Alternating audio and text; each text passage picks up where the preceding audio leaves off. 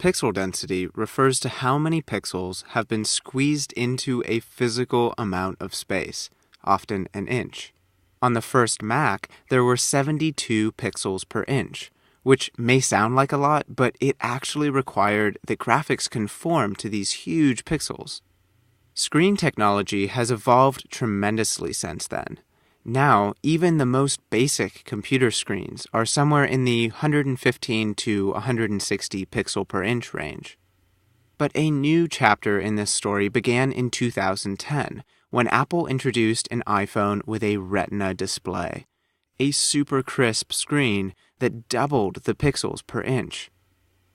The result was graphics with so much more clarity than we'd ever seen. And that's because the interface elements remained the same physical size, but now it was twice as crisp. Pixel dimensions doubled. A button that was 44 pixels tall was now 88 pixels tall.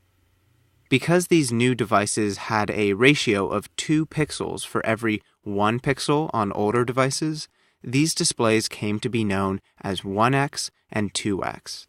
And designers had to start making every graphic, like icons, at 2 sizes. With these new standards came a communication problem. You could no longer say, hey, this button should be 44 pixels tall, because it should also be 88 pixels tall on a different device. There was no unit of measurement that could be used regardless of a display's pixel density. The solution was points. 1 point equates to 1 pixel on a pre-Retina display, or 2 pixels on a 2x Retina display. Points allow designers to say, hey, this button should be 44 points tall, and then any device can just multiply that number by its own pixel density ratio, like 1x or 2x, or 3x in the case of new devices like Apple's plus-sized iPhone. But of course, this isn't just for Apple devices. These days, every operating system, desktop or mobile, supports high DPI screens. By the way, DPI stands for dots per inch, which, when it comes to digital screens, is the same as pixels per inch. Google has defined their own density-independent unit for Android. They aren't called points, they're called DIPs, which stands for density-independent pixels. They're not exactly equivalent to points in iOS, but the idea behind them is the same.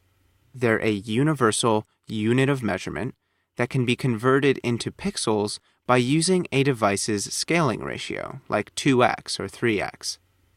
Okay, get ready for the reality check.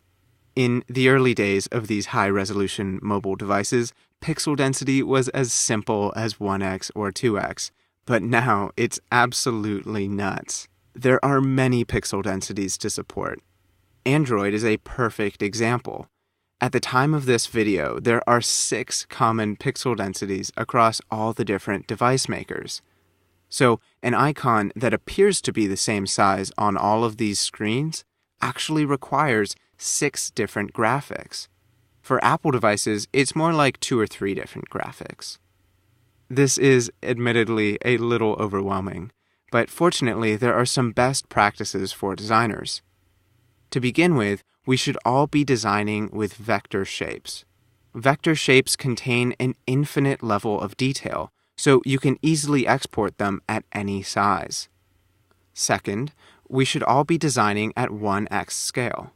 So if we think back to that 44-point button, which turns into 88 pixels on a 2x display, we basically have 2 options when making that graphic. We could use a layout of 88 pixels and export it at the same size, 100% scale. And if we need a 1x asset, it's easy enough to export at 50% scale. But here's where we start getting into tricky territory. Scaling by less than 100% runs the risk of creating blurry results.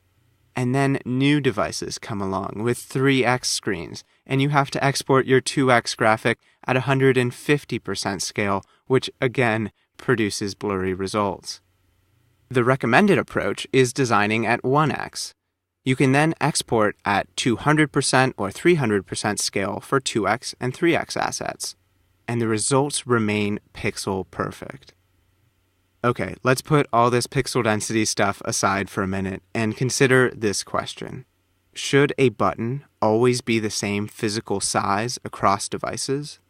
Of course, we're just using a button as an example here, but we could be talking about an icon or text or a toolbar. Should these be a consistent size across all devices? The general consensus is that it depends. First, it depends on the precision of the input method.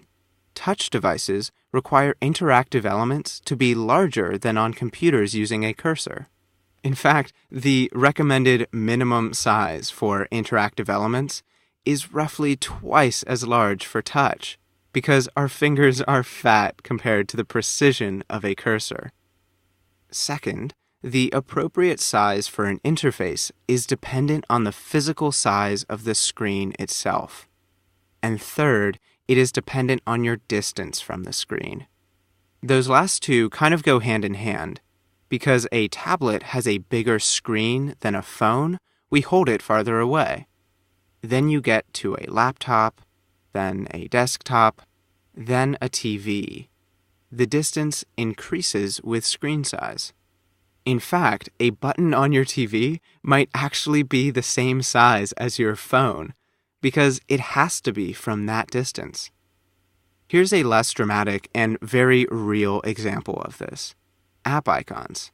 The app icons on a tablet need to be larger than those on your phone because you're holding it farther away. There are two ways to accomplish this. The first is using a lower pixel density. Larger screens that we use at a distance tend to have lower pixel densities. An iPad's Retina display is around 264 pixels per inch, while an iPhone's Retina display is 326.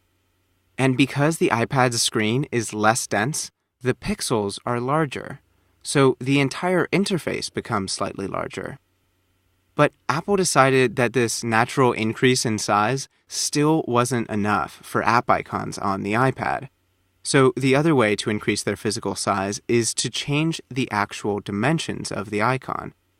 This requires more work for designers, but fortunately, it isn't very common outside the realm of app icons. I've also got some helpful resources for you listed below. That's an overview of pixel density when it comes to interface design. This is a huge topic, and there's a lot I've left out. Remember, design with vector shapes and design at 1x. This video is part of a larger course for Sketch Master, a collection of online training courses for the popular design tool Sketch. I've also turned this video into a free article that includes even more delightfully nerdy wisdom about this topic of pixel density.